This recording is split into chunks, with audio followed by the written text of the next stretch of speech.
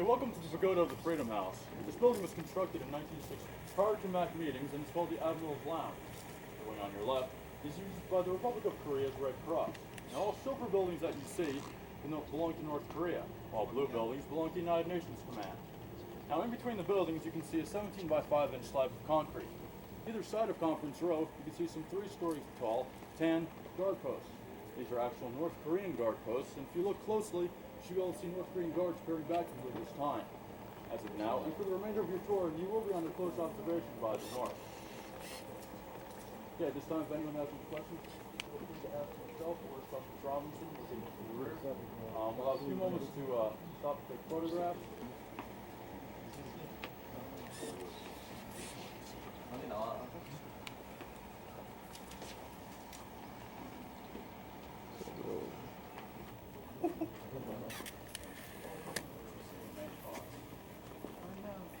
Now the guards that you see posted along Conference Row is the security cordon that I talked about at Checkpoint Bravo. Here.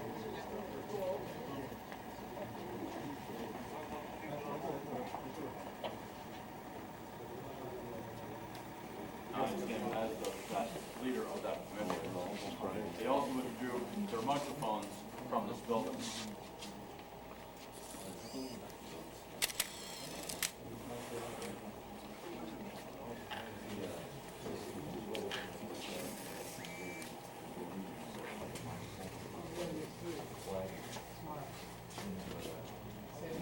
Then when it hit home, I believe it was in August, because that's when I was on. I came back and all the stuff was on.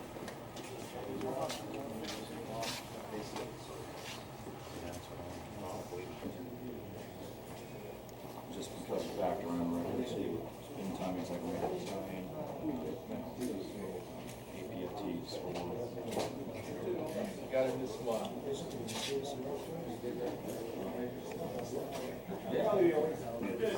Please take your final photograph. We're recrossing Conference Row and reloading the buses. We will have a few moments to stop taking photographs in this parking lot area. U.S.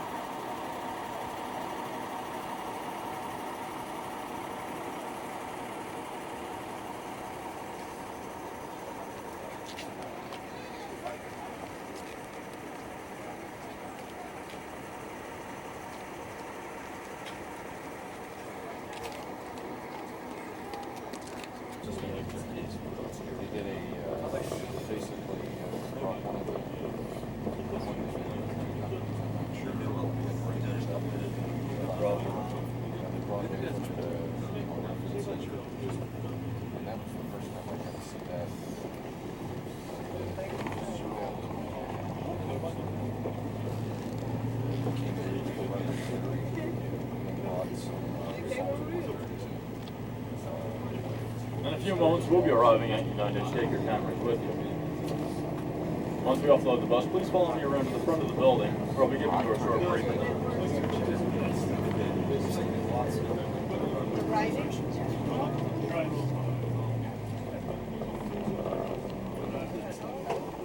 This time, please follow me. a railroad tie, and that was in is either Moses Lake or is in Idaho. That was a. Okay, if everybody could please gather around, I'm going to be giving you a short briefing.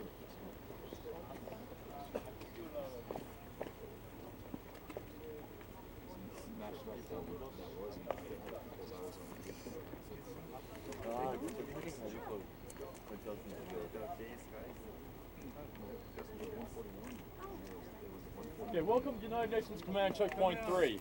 If you look off to your right, on the side of the large hill, you can see a very from where you are now standing. If you follow that ridge line down to your right, in the saddle or dip, you can see a large black box. This is an actual 3-story speaker system used to broadcast propaganda. Now if you come in from the black box, you can see some North Korean propaganda signs and some letterings that resembles the Hollywood sign in California.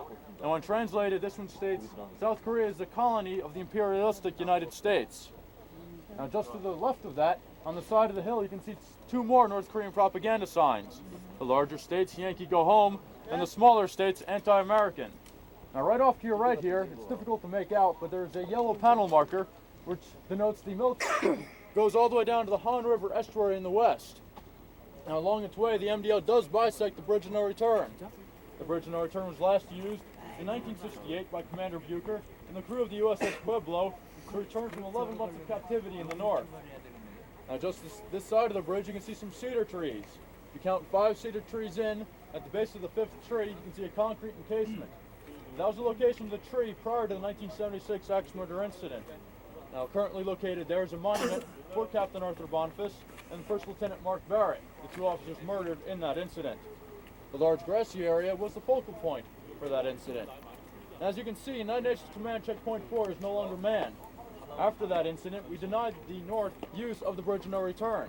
And because it lies in our southern sector of the Joint Security Area, they could no longer enter into their portion of the Joint Security Area.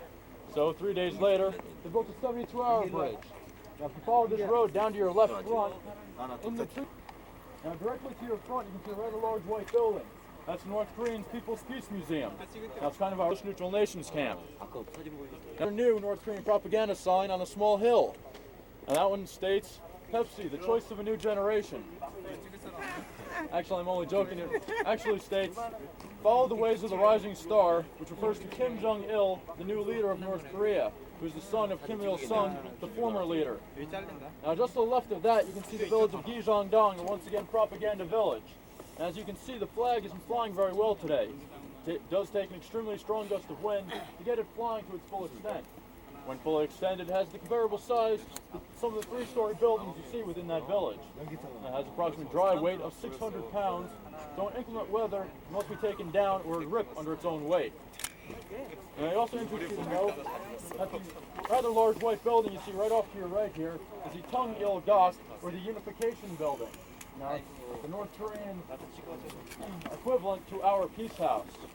Now, this concludes my briefing of this area. If you have any questions, please feel free to ask myself past it so you can take photographs.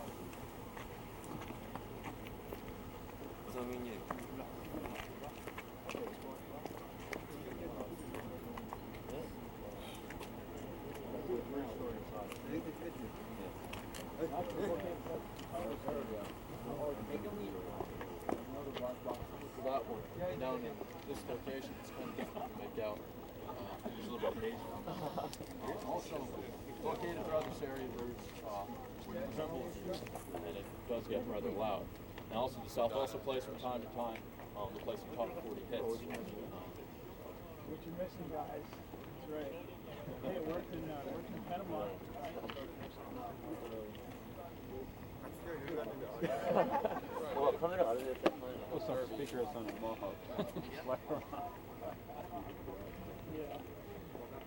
That's right.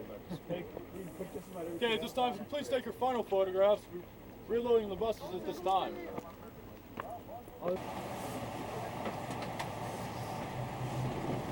Now, if you look directly to your front, you can see one of the 1,292 yellow panel markers, which denotes the military demarcation line. Once again, this is the only thing that separates North and South Korea.